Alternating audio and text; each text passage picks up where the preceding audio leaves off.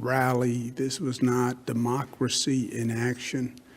This was anarchy. This is an explosion of hate. This is the result of a leader who, for 4 years, actually appealed to the worst in people, appealed to fear and racism and discrimination, appealed to people's fear of different people. This country is made up of different people. That's the founding premise of the country. We're all different. That was how we were formed. That is the American franchise. When you demonize differences, you literally tear the fabric of the nation apart. And that's what this president has done from day one. The old political strategy, divide and conquer. Divide white from black, divide Jewish people from non-Jewish people, divide gay people, LGBTQ, from non-LGBTQ, divide old immigrants from new immigrants, divide, divide, divide, divide. That's what he excelled at. He marshaled hate. He marshaled fear. And that's what you saw happen in the Capitol. You look at what these people were celebrating. There was racism. There was anti-Semitism, Camp Auschwitz. How disgusting a statement. 6 million weren't enough. How repugnant and repulsive a statement. Confederate flag. This was the KKK in Charlottesville, who didn't wear a mask because they felt liberated in their hate by President Trump. It's so horrific on so many levels. I was in the federal government for 8 years at a very contentious time. I was there during the Clinton administration, Secretary of Housing and Urban Development. This was during impeachment. This was the Newt Gingrich revolution. This was a really heated political environment. But nothing like this. Nothing like this. Nothing like the vitriol and hate that we saw here. From a security point of view, I'm shocked at what they allowed to happen. I remember walking into a federal building, you had to go through metal detectors, take everything out of your pockets as a cabinet secretary. The security of government, the security of the American government, that is paramount. And international countries and anarchy groups watch this. State of the Union address. Several times, I was the cabinet member who didn't attend the State of the Union. Why? They were so security conscious that they said, well, if everyone is in the state capitol, it's an opportunity for someone to attack. So they had one cabinet member stay out, just in case there was, God forbid, an attack. Look at the level of security and the level of planning. And then they gave me all these briefings and showed me all these national security issues. What happened to the security of the nation's capital? I mean, if you're looking at this, any bunch of thugs, any mob can literally take over the government, which is what they did. The police, what happened? What happened to the security forces? I mean, look at the difference when President Trump wanted to walk across the street to hold the Bible in front of a church for a photo opportunity. He had the Attorney General as the advance man. He had troops. He had tear gas. He had people on horseback clearing the way for a photo opportunity. When there are protests for civil rights with predominantly Black and Latino protesters, look at how they acted.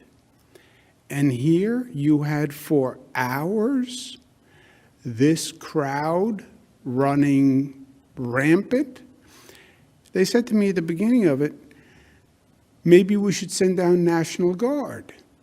I said, well, by the time we assemble the National Guard and we get them down there would be hours. I'm sure, given the police presence in Washington, D.C., they're going to have thousands of police in a matter of moments. It never happened. It never occurred.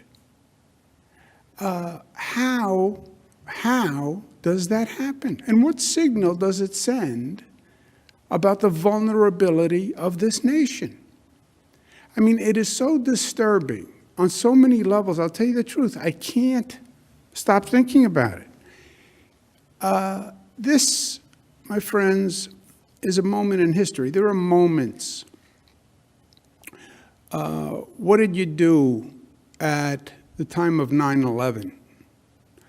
What was your reaction? What was your response? There are moments that define you, that are a picture of your character and a picture of your soul and what you believe and who you are fundamentally. COVID was a snapshot, a long snapshot, but a snapshot. What did you do when COVID happened? How did you react? Did you stand up? Did you run away? Were you competent? Were you incompetent? It was a moment. This is a moment in history. And we're going to be defined by what we did in this moment. Certainly elected officials are going to be defined by this moment. Certainly federal elected officials are going to be defined by this moment. It's what statement we make as a people about what we believe about government and democracy. I believe President Trump should resign. I believe if he doesn't resign, I believe he should be impeached. Well, he only has 13 days. That's not the point. The point is the statement that we do not tolerate this as a government. That's why impeachment. Now, impeachment will bring great anguish to the country. The last thing I want to see, and this nation needs, is another period of division, another period of hyper-political activity.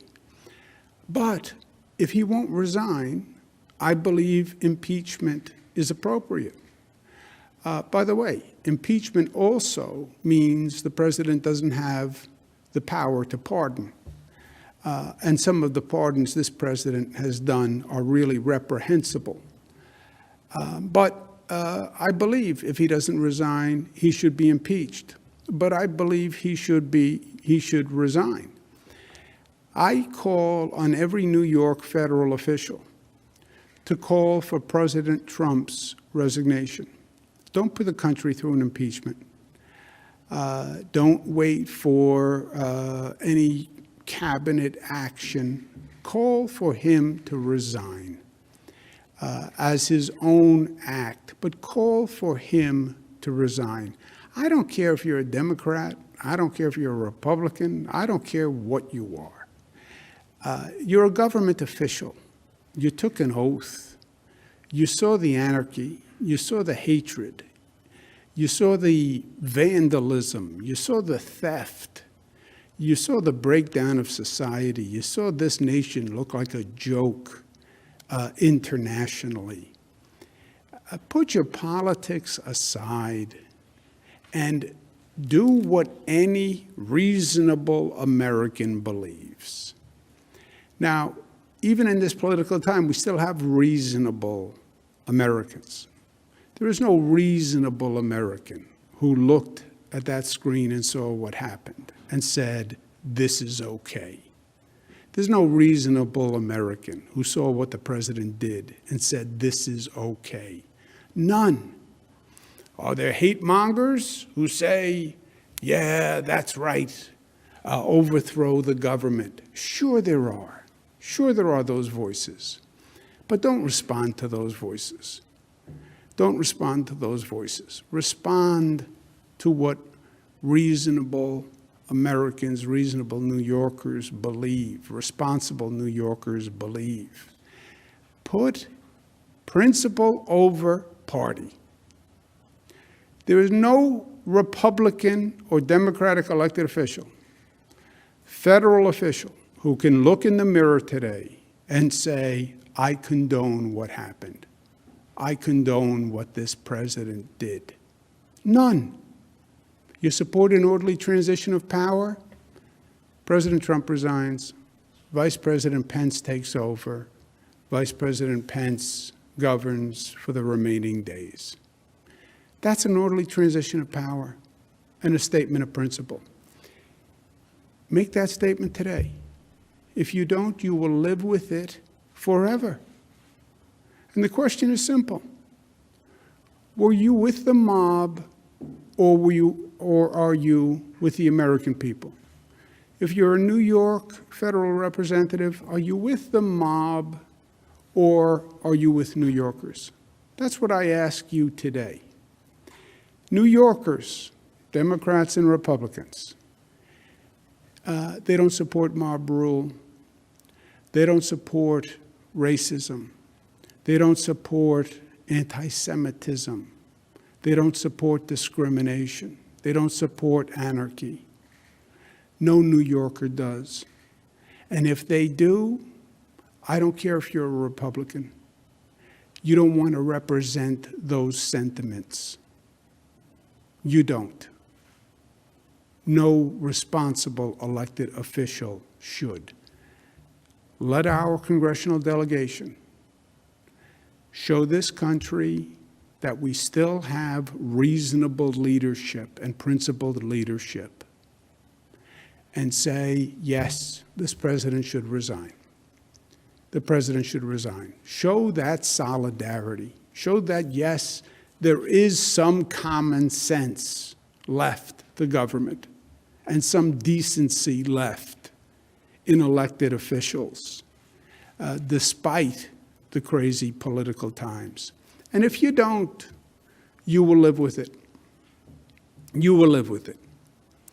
The question will always be, what did you do when Washington anarchy descended? What did you do when they were climbing through the windows saying 6 million dead Jewish people wasn't enough?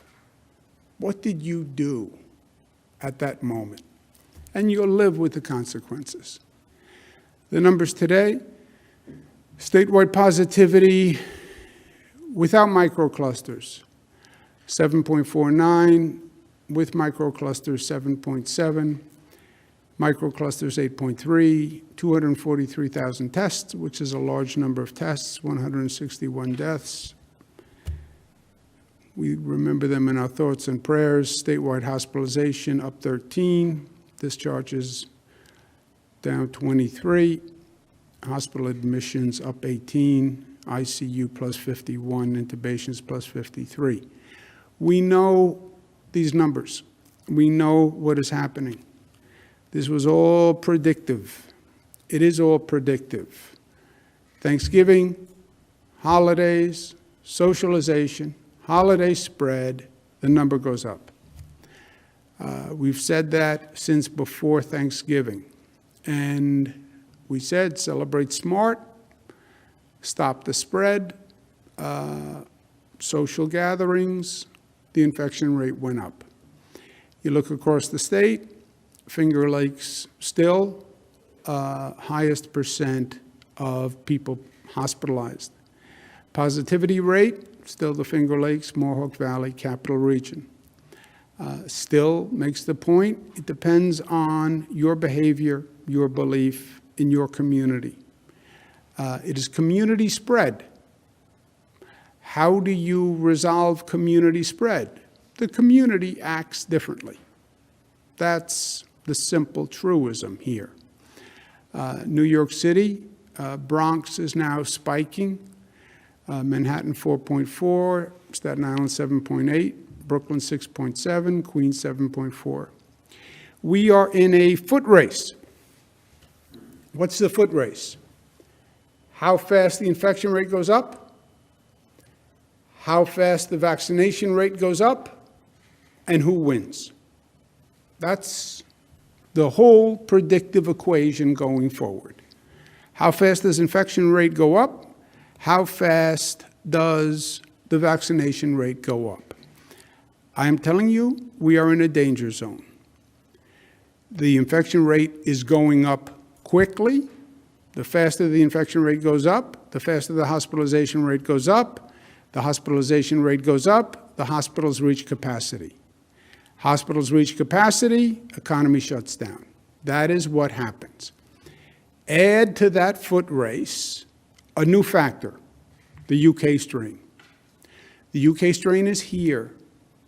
1 case in New York, 2 cases in Connecticut, 1 case in Pennsylvania, 26 in California. This is one nation. People get on a plane, they travel.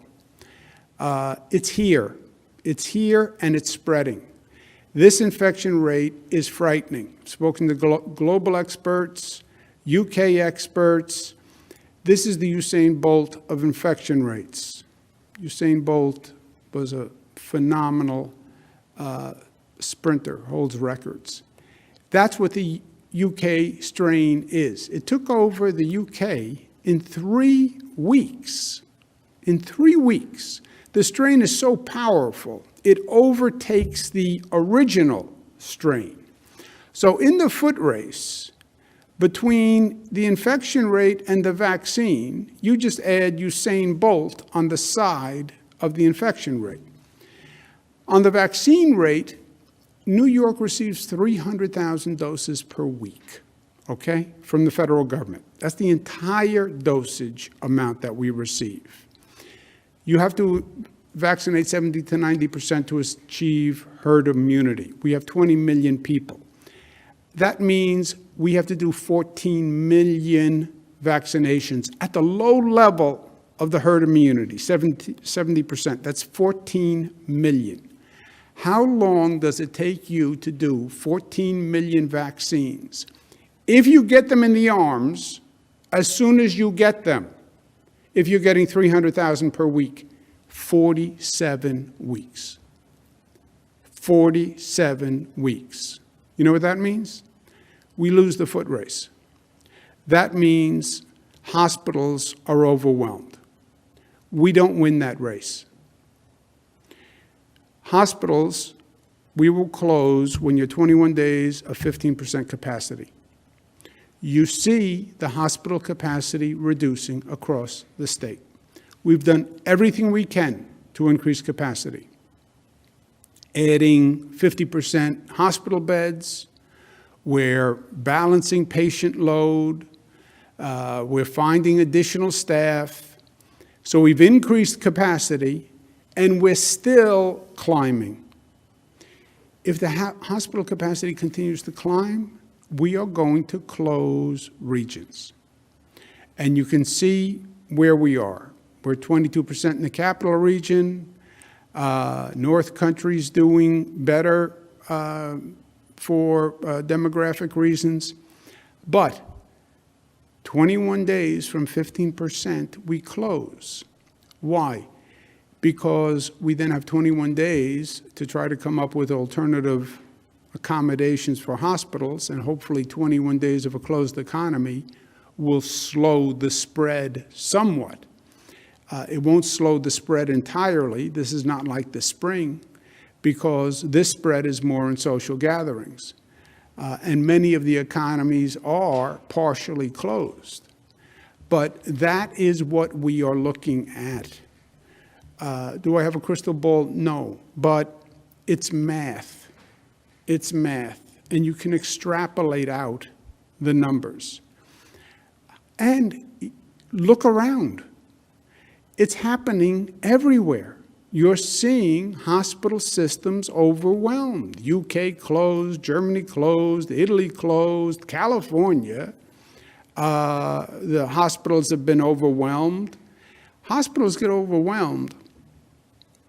You call an ambulance, the ambulance doesn't come because the ambulance has no place to take you. That's how frightening this situation is and how serious it is.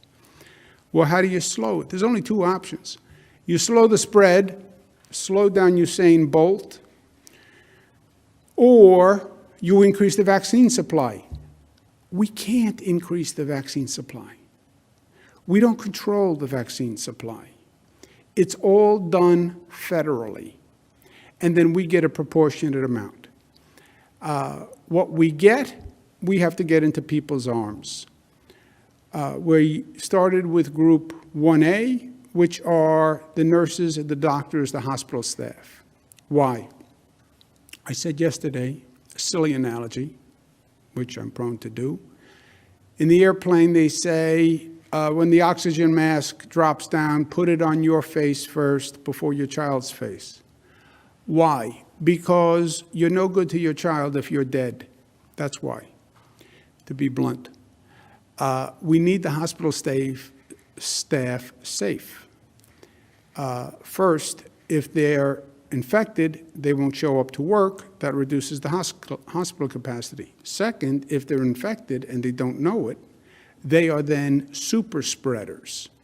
So put the mask on the hospital workers first. Keep that hospital capacity open. And the hospital capacity right now is most limited by staff shortages. We've increased the number of beds. We have a staff shortage. And we have nurses who are getting sick.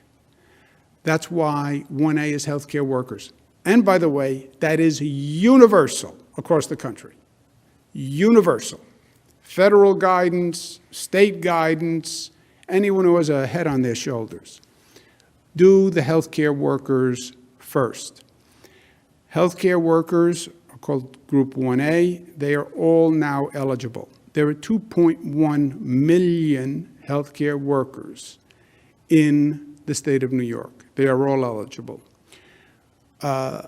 Where do they live? This is where they live regionally. And again, it's basically a breakdown of the population in the state. But they're all throughout the state in concentrations of population. We know who they are, we know where they live, we know where they work. The percentage that has been vaccinated to date, and this is the problem, North Country has done 37% of the healthcare workers. Finger Lakes 26, Buffalo 23, Southern Tier 23, Central New York 24, Mohawk Valley 23, Capital Region 29, Long Island 25, New York City has only done 13. New York City not only is the lowest number, it's also one of the places of the greatest density, so we're concerned about it.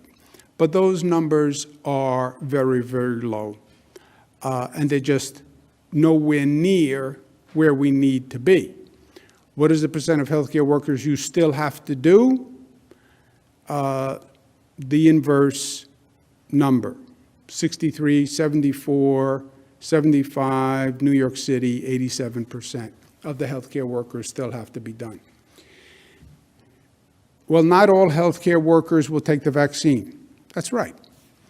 Not all New Yorkers will take the vaccine, but we have to get to 70 to 90%. If you don't get to 70 to 90%, you don't have herd immunity, the vaccine doesn't work. The healthcare workers have to be a minimum of 70. All the expectations were they would be much higher than 70 because you can't have the general population below 70. And the healthcare workers are the most informed. Now, doctors overwhelmingly are taking the vaccination. Nurses are somewhere between 85 to 70%, depending on where you are, what the facility is. But the minimum we can have from the healthcare workers is 70%. We hope to get that number up to 80% because you are going to have drop-off with other groups in the population. For the healthcare population, 1A, 2.1 million total, 479,000 have been vaccinated. That's 23%. That is not 70%.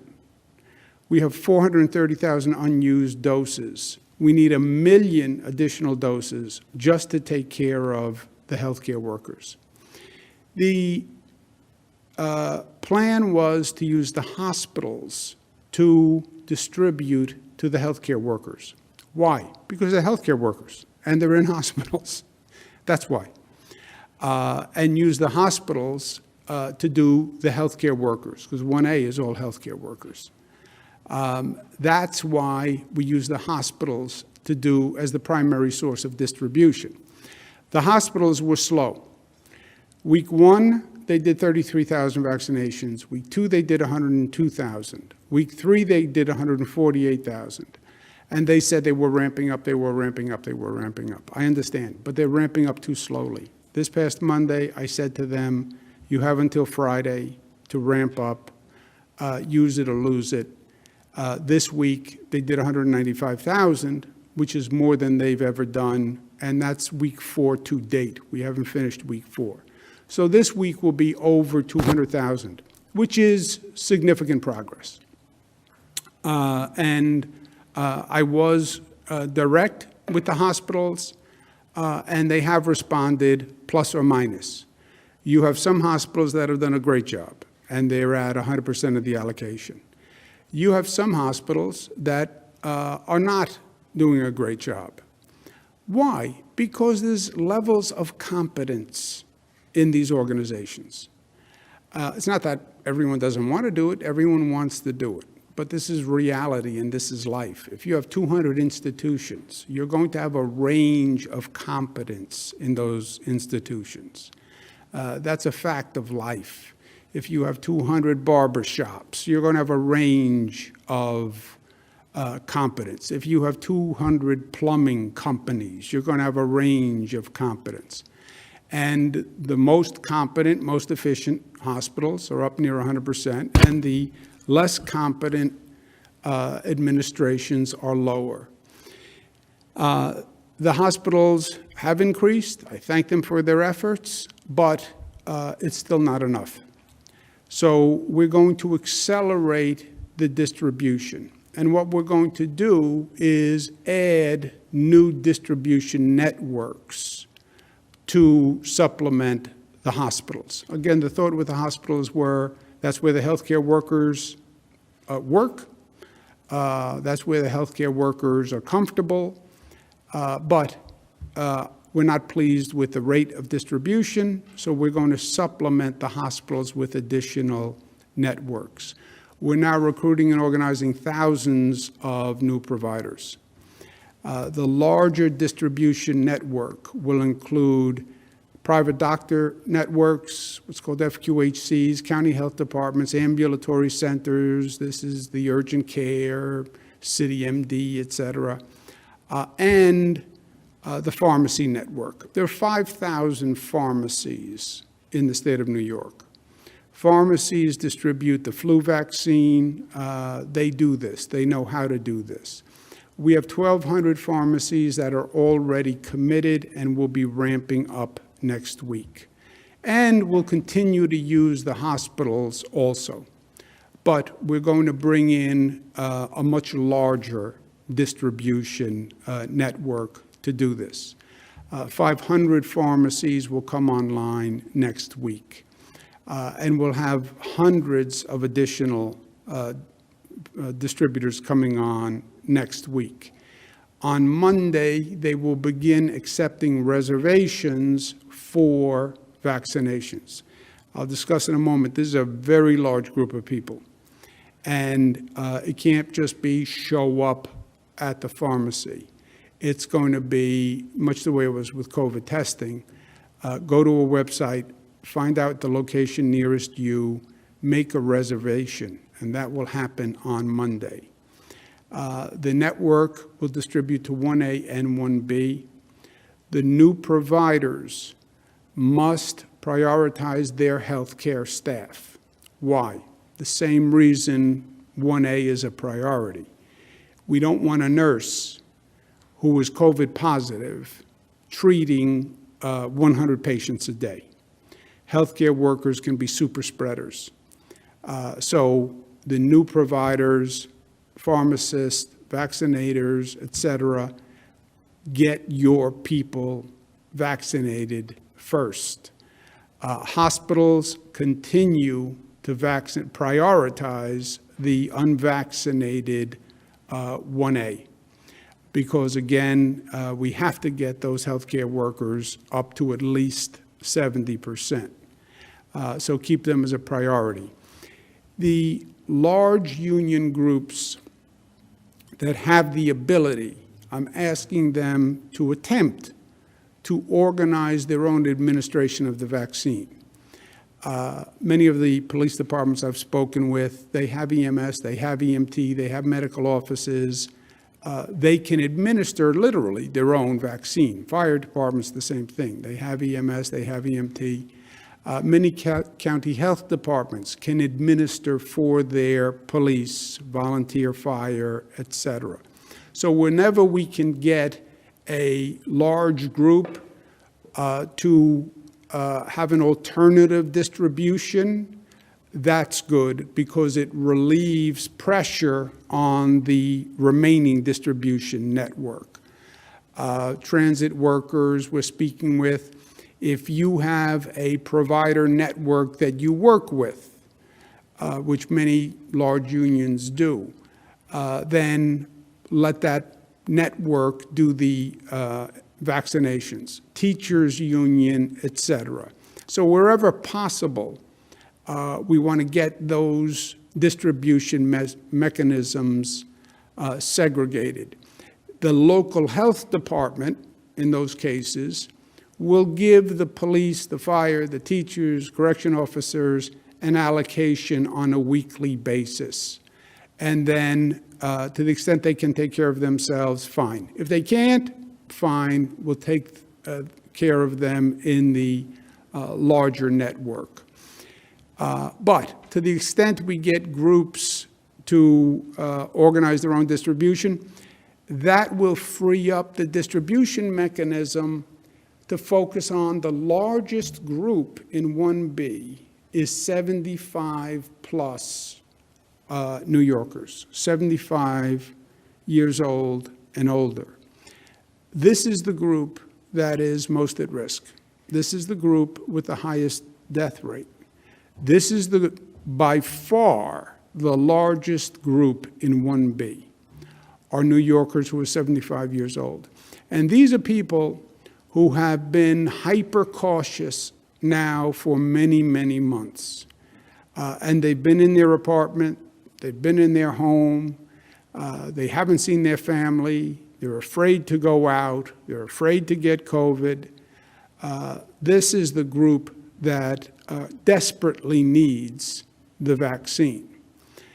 Department of Health is going to hold a webinar on Monday for all the new providers and people who want to participate. Again, there are 5,000 pharmacies. We want to make sure they all understand the rules of how to participate. There are hundreds and hundreds of doctor networks that will qualify. We want to make sure they all get signed up and they know the rules. All the county health departments and the unions who are thinking of doing administration themselves. The webinar will be for you, and that will be on Monday. 1B is a very large group, 3.2 million New Yorkers in 1B. 1B, 870,000 teachers, 200,000 police and firefighters, 100,000 public safety workers, correction officers, et cetera, 100,000 public transit workers, 1.4 million 75-year-olds. That's why, to the extent we can get those public employee groups to manage their own vaccine, allows us to focus on the 1.4 million 75-year-olds. And again, That's by far the largest group. And those are people who desperately need it.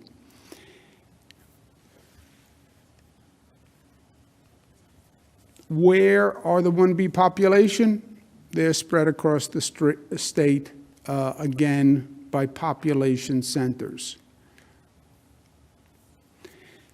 The state will allocate vaccines to the distribution network proportionate to the group and the region.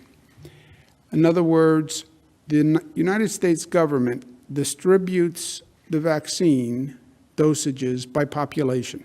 New York gets its relative population to the rest of the nation. I worked very hard to make sure there was no politics in the distribution. Federal government doesn't always love New York.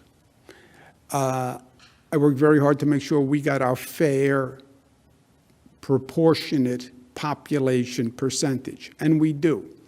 That is the way that I am going to distribute the vaccine, purely on the numbers by the percentage.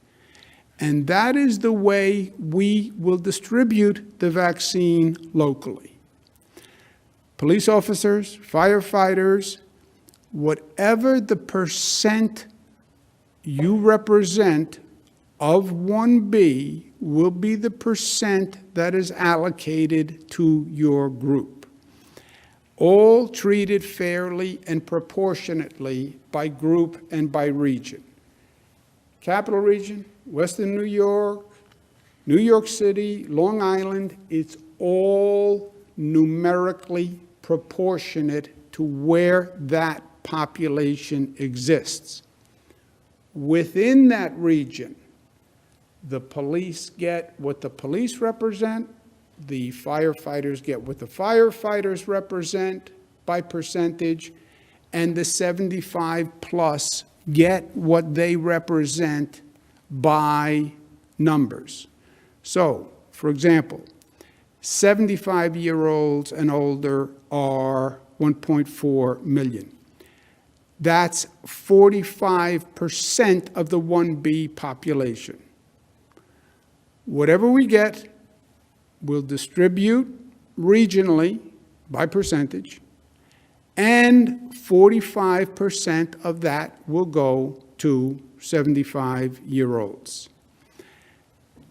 For example, Capital District is has 5.9% of the 75-year-olds. They get 5.9% of the portion for the weekly allocation. All groups will be treated equally and fairly. And if there's willful fraud, they will be disqualified. I spoke to a number of local officials over the past few days. One of them said, you know, I'm a former police officer. I believe police officers should go first. One of them said to me, I'm a former teacher. I believe teachers should go first. Let me be clear. I can argue that police officers should go first. I can argue that teachers should go first. I can argue that 75-year-old people should go first. I can argue that correction officers should go first. I can argue for any of them. I will argue for none of them. I will argue fairness for all of them. No local official has discretion to prioritize one group over another. No provider, no pharmacy, no doctor's office can decide they want to give vaccines to firefighters over doctors. This is a crisis. Everyone needs it. We're going to do it fairly. We're going to do it fairly. This is a valuable commodity. I understand there'll be fraud. I understand there'll be theft. I'm telling you, we are going to monitor it carefully. Also during 1B, the state will mandate social equity distribution by local health departments. Public housing, houses of worship, low-income tracts. State will mandate. State doesn't like to mandate. Oh, state has mandates. They're telling us what to do. I'm very reluctant to mandate. In this case, I'm not reluctant. This has to be done with social equity and social justice in mind. Blacks died at twice the rate of whites. Latinos died at 1.5 times the rate of whites. The infection rate was higher in poor communities. The COVID testing was lower in poor communities. We're not going to decide in this state who lives and dies by race or income. That is not going to happen. If we just use the pharmacies and the doctors' networks, the healthcare deserts that have fewer pharmacies, fewer doctors' offices, less access to healthcare are going to be once again at the bottom of the line. That's not going to happen. I said from day one, and I believe the nation should have done this, but New York will do it. We're going to make sure it's done fairly. And we'll have special efforts, and I understand we'll require special efforts to get it into those communities. But that is a state mandate, and the state will itself implement social equity programs. To the hospitals, I say continue vaccinating. If it was up to me, I would have the hospitals open 24 hours, 7 days a week. If I ran the hospital, that's what I would do. The numbers are low. You have many, many healthcare workers who are clamoring for the vaccine. I would say 24 hours, 7 days a week. Get the numbers up. But my 2 cents is they should all stay open. I'm signing an executive order that is going to make additional staff eligible to do vaccinations. So hospitals, this new network, will have more people who they can hire.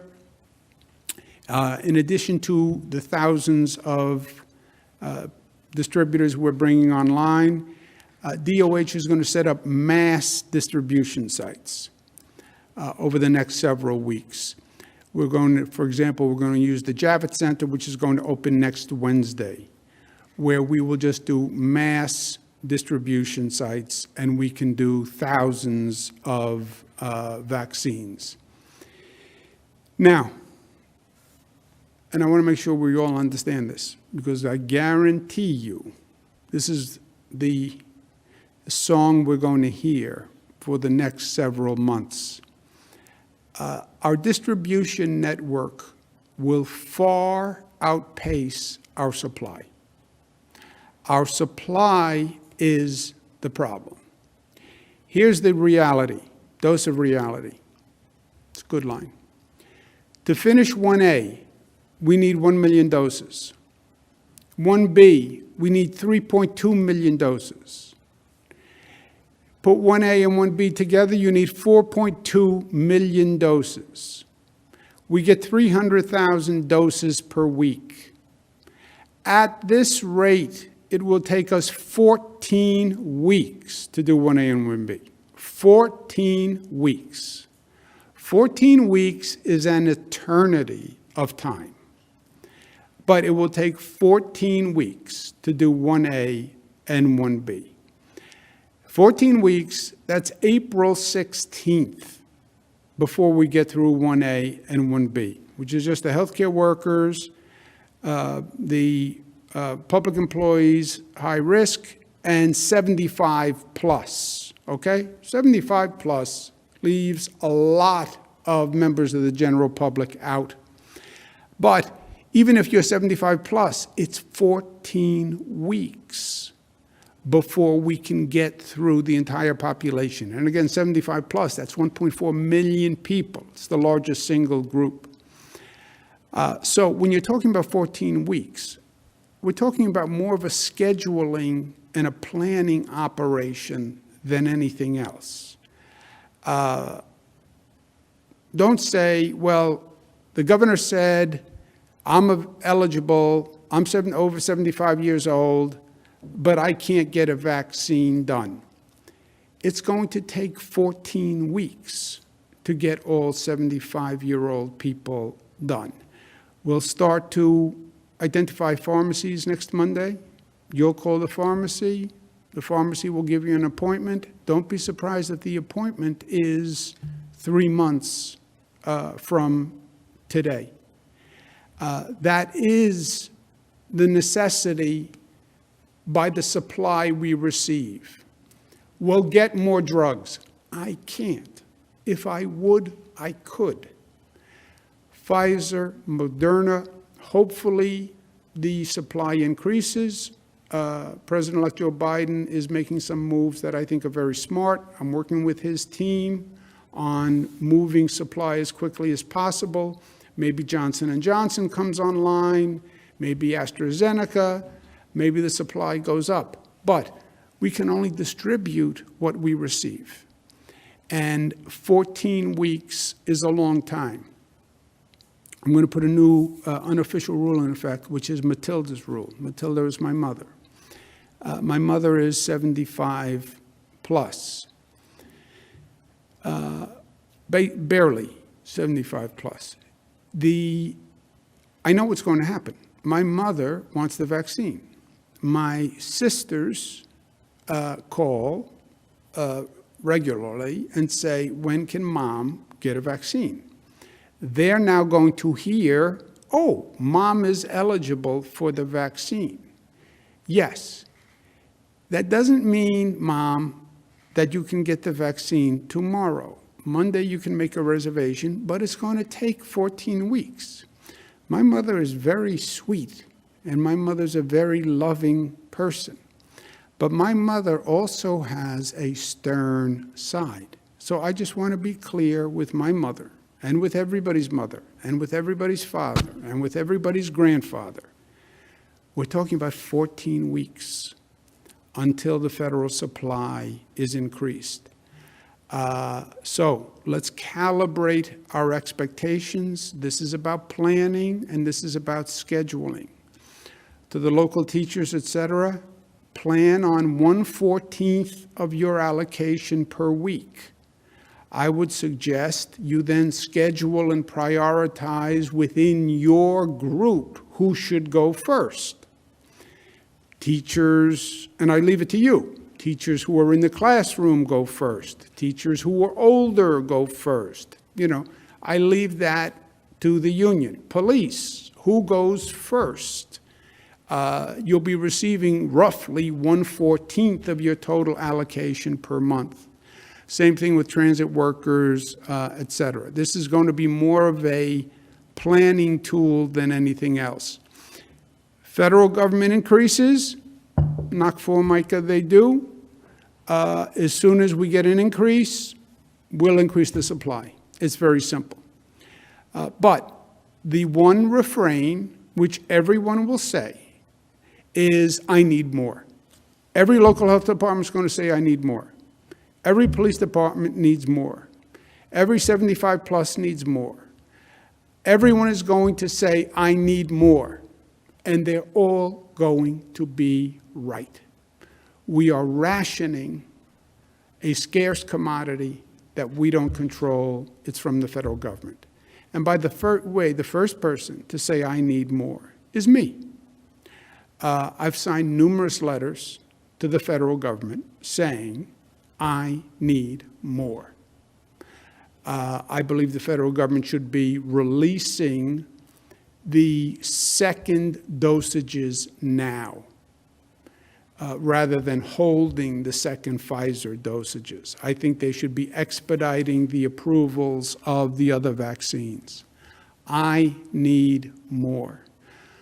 So before a reporter asks me next week, well, I was speaking to the local health department and they say they need more. Let me preempt that. I need more. 300,000 just for 1A and 1B is 14 weeks. Somebody like myself, I'm not even in the planning stage right now. That's the reality. So let's prioritize and quickly use what we can. We have many distributor options. The slow distributors of the vaccine will not be used from the program.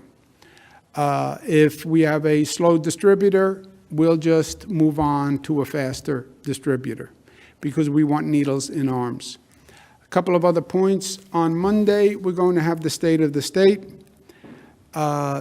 This is going to be a different state of the state than past states of the state because these are different times. It's going to be a much more specific, action-oriented state of the state, fewer global abstract policy proposals, and more specific initiatives, because that's what we have to do. We have to deal with this COVID today, deal with the vaccines, and then post-COVID reality.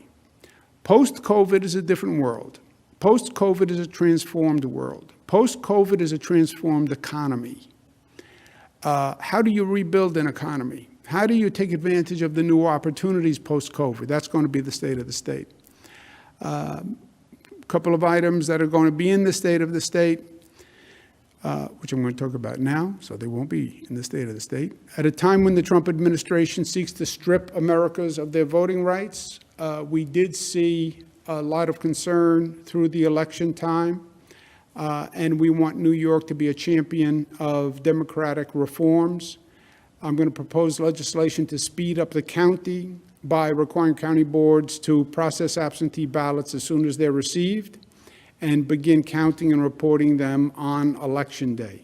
We're also going to extend the time for absentee ballots from 30 to 45 days before an election and extend early voting hours. It worked well, extend it.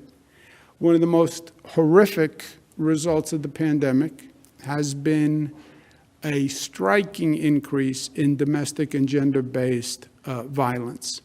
I'm going to propose a new office to address just this, but also authorize the courts to make abusers pay damages, including housing and moving costs related to domestic violence.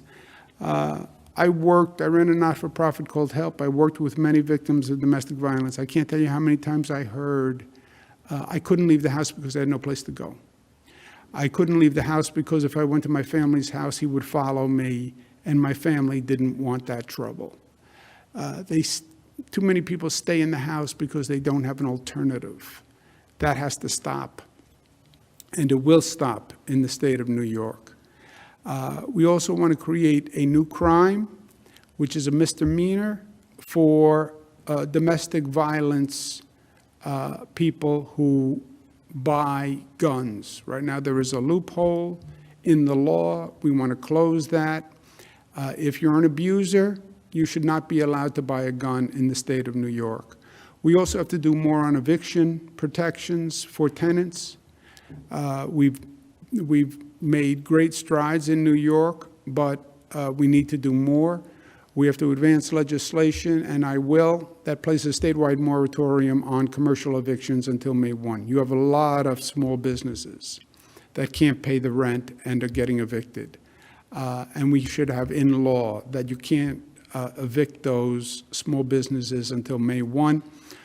Also, I'm proposing a law that says no penalties for late or missed rent payments during the pandemic through May 1. In other words, when a tenant gets a bill for back rent, it can't then have all these penalties and late fees and charges that make payment of the past rent even more onerous. And then on the good news side of things, Pier 76 on the west side of Manhattan, which is just a phenomenally amazing site. You know, if you can just imagine this, that's the Hudson River, and that is the west side. And this is a pier that just goes out into the Hudson River.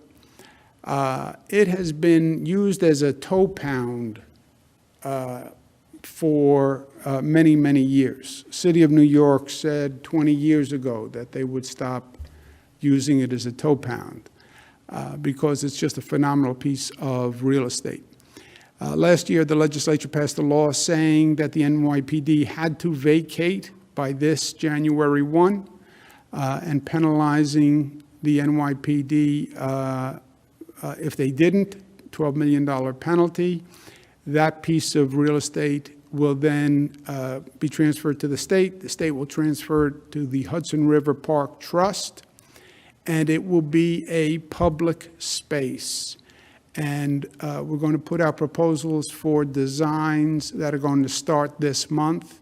but this is going to be a magnificent asset to the West Side, and especially during these tough times and tough days, a beautiful open public space that will just be a great place to take in New York. I think it'll be a visitor attraction. Long-term, the Hudson River Park Trust will decide what the use of it is.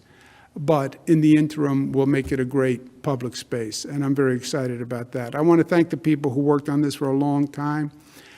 Sometimes government can be slow, and sometimes you have to really fight the fight to get it done. I especially want to thank Deborah Glick, who championed this effort and wouldn't take no for an answer, and I respect that. But that is good news, and I feel good about that, and I feel good about this. Go Bills. I have to work on my State of the State tomorrow because with the new Washington alignment and the new Senate, it changes my State of the State.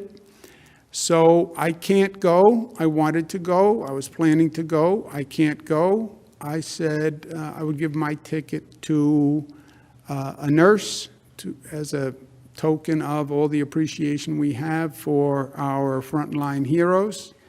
And I asked ECMC to ask the nurses, Erie County Medical Campus, to ask the nurses at ECMC who did the nurses in the center believe deserved that ticket, and the nurses picked Brianna Brandon, and Brianna is bringing her mother to the game. So congratulations, have fun. I wish I were there, but in some ways I'm even happier that you're going to be there instead of me, because we love you and we love what you did and we love what you represent, and we want to show you this respect and this gratitude. Go Bills. Questions? Thank you, Governor. If you would like to ask a question, please use the raise hand function at the bottom of your window. We'll take a brief moment to compile the Q&A roster.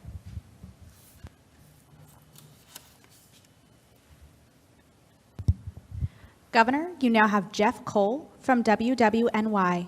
Jeff, your line is now open. Please unmute your microphone. Good afternoon, Governor. How are you? How are we doing, Jeff? Okay.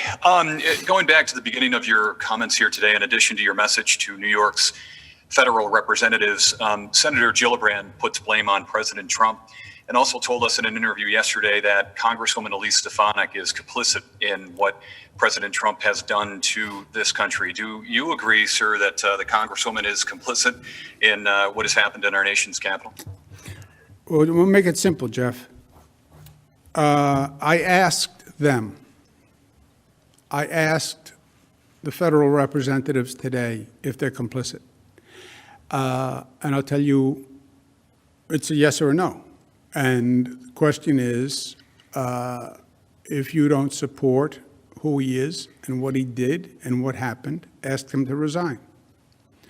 And if you don't ask him to resign, you're complicit. It's that simple. You know, complicit, what does complicit mean? And you know, politicians, they're very good at mincing words, right? I like to be more direct. Are you complicit? I don't know. What do you mean by complicit? Do you believe the president should resign? I do. I believe he should resign. If he doesn't resign, I believe he should be impeached. I believe impeachment will be bad for the country. So I believe he should resign. Congresswoman Stefanik, do you believe he should resign? Yes or no? Congressman Meeks, do you believe he should resign? Yes or no? That's how I pose the question. If they say, I don't think you should resign, yeah, then you're complicit, you're part of it, you condoned it, you're with the mob.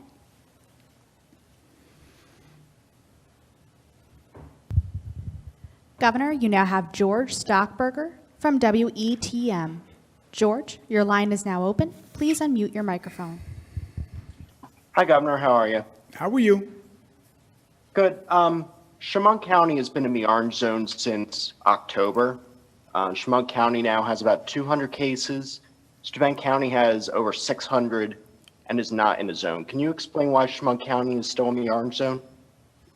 I cannot off the top of my head, but I will get you the answer after this call, and if Peter or Jamian will make sure you get a call back. I don't know the numbers off the top of my head for the counties, though. I'm sorry.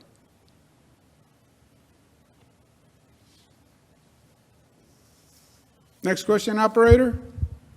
Governor, you now have Jeff Kulikowski from WSYR. Jeff, your line is now open. Please unmute your Hi, microphone. Governor. How we doing, Hi, Jeff? Governor. How are you this afternoon? Good, good. Go Bills, right? All right, hold on. Let's stay on that for a second. Jeff. Okay. Okay, here we go. Go Bills. We're doing the Bills as a pilot, right? And I'm going to talk about this in the state of the state. But testing people before an activity, if you test negative, then you can go into the Bills game. But if you test negative, you could go into a restaurant. If you test negative, you could go into a theater. If you test negative, you could go into a commercial office building, right? We start with the Bills, 7,000 people. Oh, you can't test 7,000 people. All right, let's see if we can. Anyway, we have tested 7,000 people going into the Bills game. I just got the numbers. Of the 7,000 tests, which by the way worked great, it was a drive-through for most people, about 5 minutes a car, you didn't get out of the car, you took your test, you went right through. 7,000 tests, what do you think the positivity rate was on the 7,000 tests? Go ahead, I'll give you an over or under. What do you think, Jeff, was the positivity rate? It's an unfair question. I'm going to say below 1%. What would you say? Below 1%. 1.9%. Very close. But that is remarkably low. Remarkably low as a random test. I don't know what it says. Maybe it's self-selecting with Bills fans, but it's a 1.9% positivity, and we already did 7,000 tests before the game. Okay, but that wasn't your question. What was your question? Well, I know we're not there yet, but the Syracuse Mayor Ben Walsh, with the support of the Onondaga County Executive, have written you to ask for the city of Syracuse to be taken out of an orange zone and instead put the entire county into a yellow zone. Is that something you would consider, so that there are still some restrictions, but it does give some of those restaurants in the orange zone an opportunity to at least have a few people and keep the people that are going from the city literally over a geographic line into restaurants that fall in no zone? Yeah, that is the problem with the whole zone concept. It's geographic, and people drive outside the zone. I have a great deal of respect for the mayor, and I have a great deal of respect for the county executive. We've done a lot of good things together, and they're good colleagues. As soon as I get the letter, I will look at it, and I will talk to them. Thank you, Jeff. Next question, operator. Governor, you now have Morgan McKay from Spectrum News. Morgan, your line is now open. Please unmute your microphone. Hello, Governor. How are you? How are you, Morgan? You have to speak up a little bit. Thank you.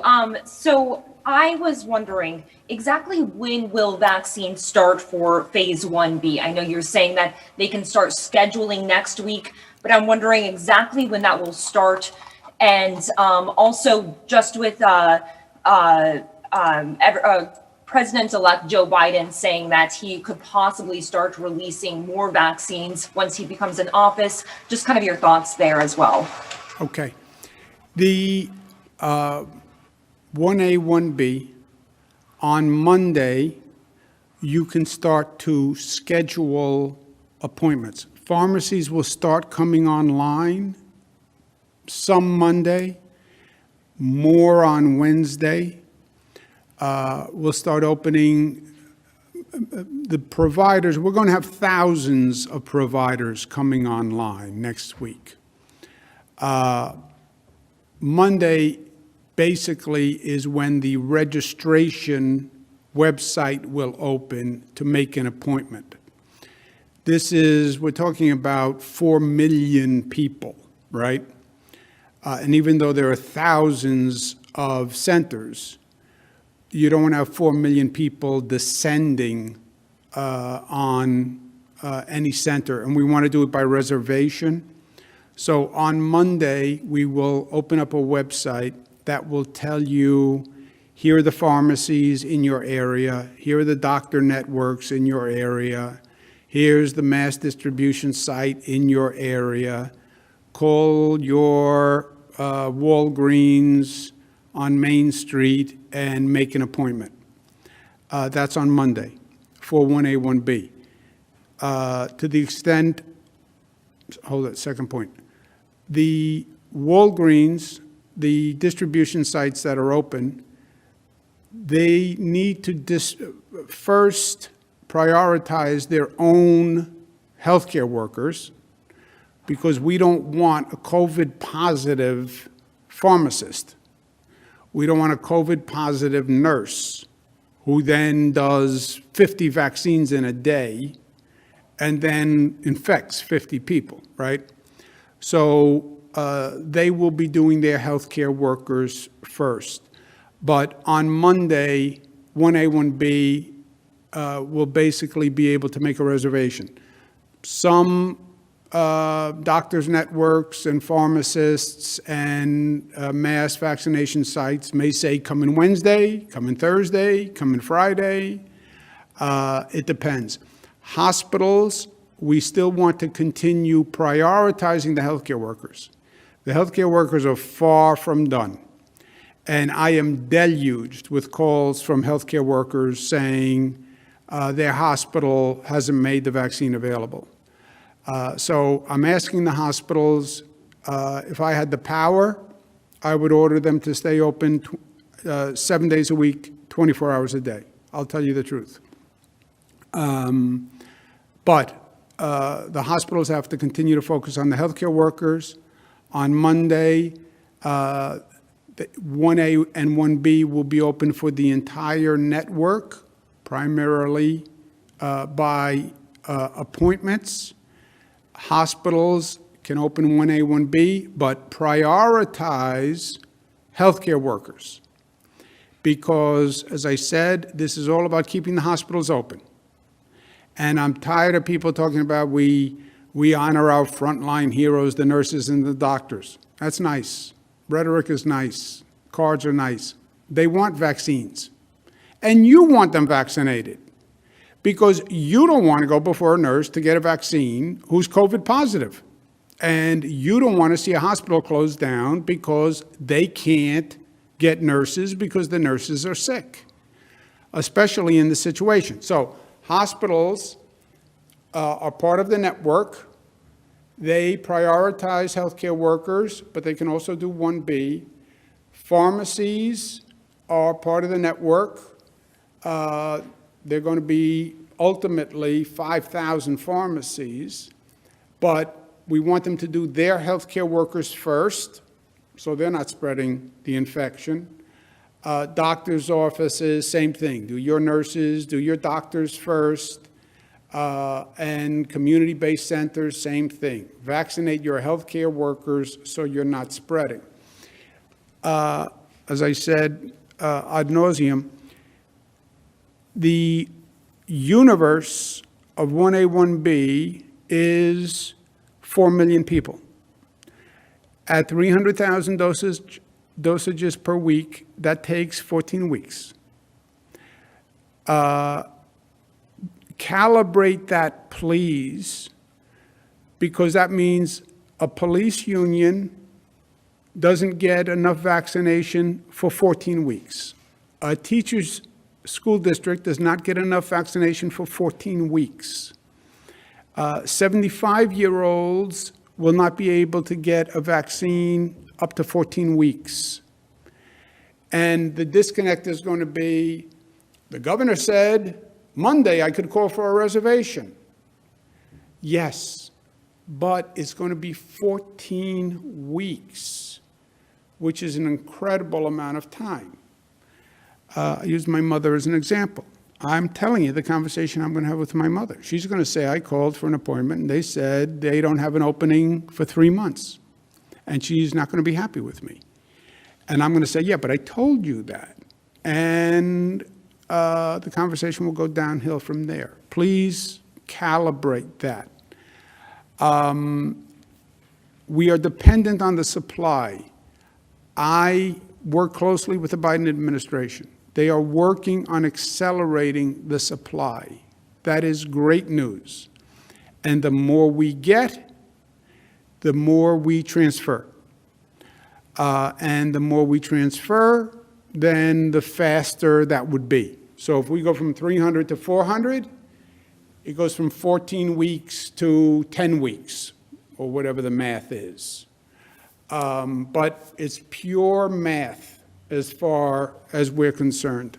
And as fast as the feds can regulate it, the better. I want to double down on the caution that the providers must follow the rules.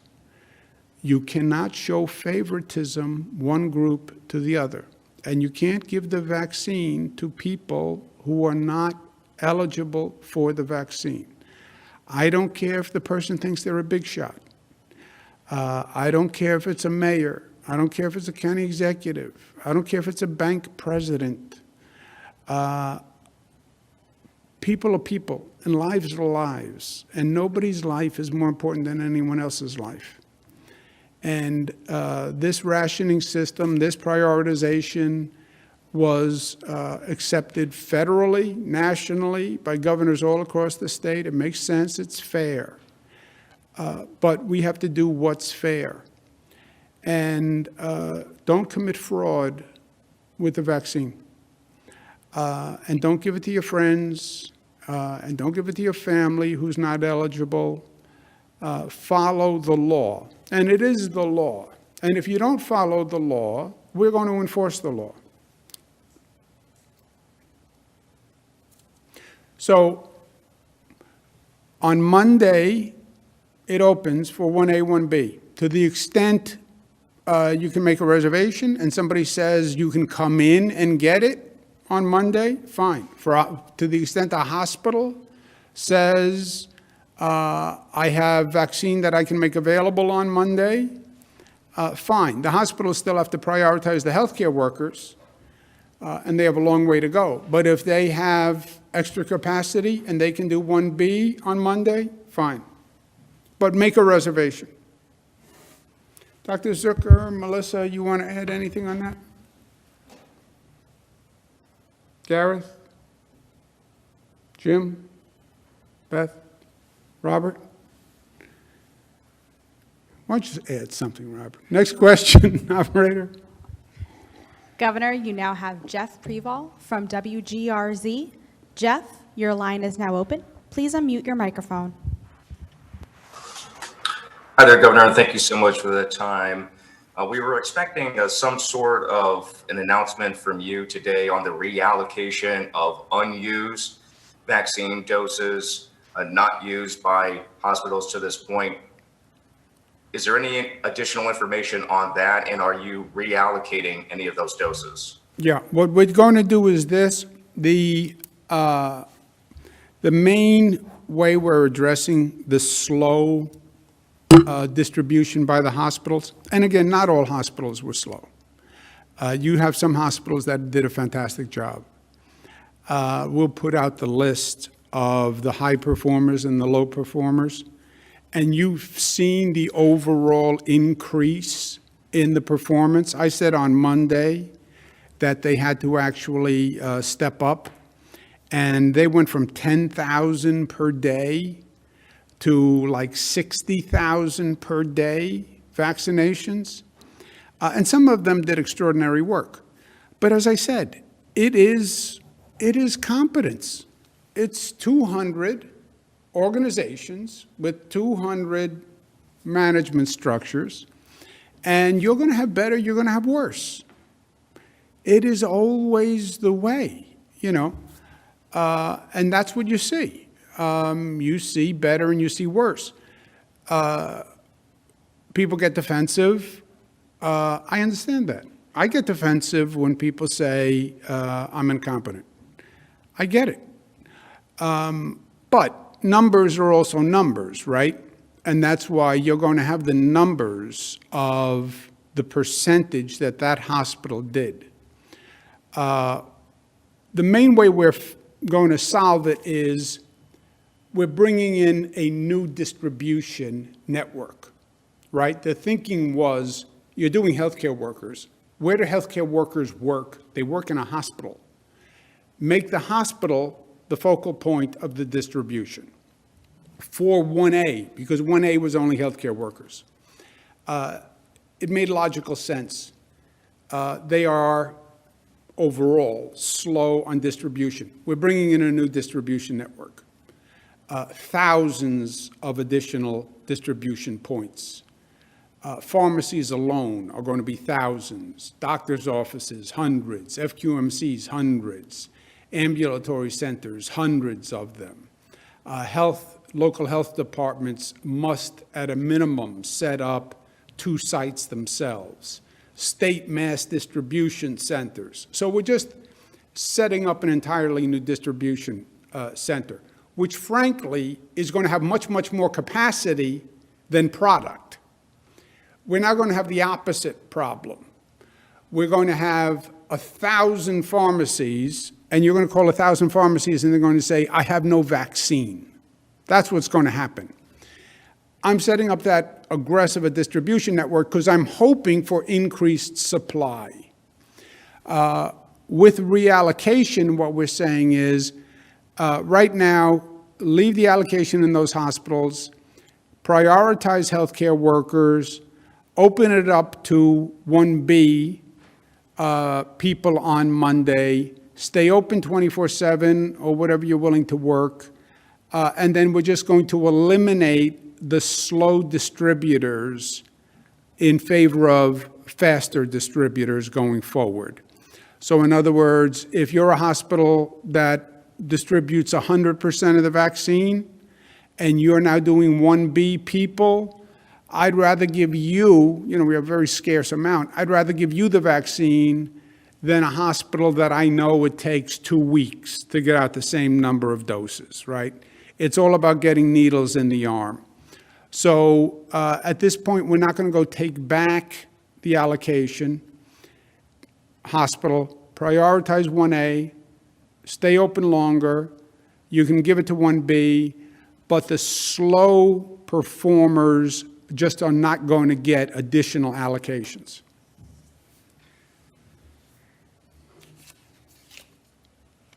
Anyone have anything to add? Next question, operator. Governor, you now have Keisha Kluge from Bloomberg. Keisha, your line is now open. Please unmute your microphone. Hi, Governor. Just was curious, 2 questions. First, do you have the total number of people vaccinated in the state? And will you be releasing some sort of website that has those numbers daily so we're not asking you every day? And then also, on the vaccinations with 1B, can you elaborate on how that process would work in terms of making sure that healthcare workers are prioritized? Yeah. The 2 points. Gareth will give you the most up-to-date vaccination number. Hospitals must continue to prioritize healthcare workers, which means if you're a healthcare worker and I'm not, I'm a police officer, I'm eligible, but if the hospital says I have 1 appointment left, the healthcare worker is prioritized. Hospitals must continue to prioritize healthcare workers because we must get those people prioritized. On the rest of the distribution network, they all must do their healthcare workers first. So you have healthcare workers in the hospital, they have a priority. And then you have healthcare workers in all these other sites. Many of those sites are going to become distribution centers.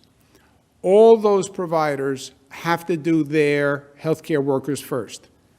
Ambulatory center, doctor's office, you have to do your nurses and everybody first. Pharmacy, you have to do your pharmacy staff first. So everybody has to do their own healthcare staff first. And it's prioritized through the entire distribution network. Again, for the hospitals, we want to make sure we don't run out of hospital capacity. On the distribution network, pharmacies, et cetera, we don't want infected vaccine workers giving out viruses. We don't want them coming in contact with the people. Do you have the number? Yes, we've done 479,000 doses so far. That includes 400,000 with the New York State sites, the hospital programs, urgent care clinics, et cetera, and 79,000 through the federal long-term care facility nursing home program so far. The one point I didn't mention is the nursing homes will be finished by the end of next week. Is that right? That is a great accomplishment. So the nursing homes will be finished by the end of next week. Healthcare workers, between the acceleration in the hospitals and the private healthcare network doing their own healthcare workers, will increase that, and then we'll open 1B. But again, caution, caution, caution, because the supply is a major problem. We are going to wind up having, I will predict for you, 2 predictions. One, we'll wind up having 3,000 distribution points in a couple of weeks, but none of them will have nearly enough vaccines. Police, fire, et cetera, they're going to get 1/14 of the allocation per week.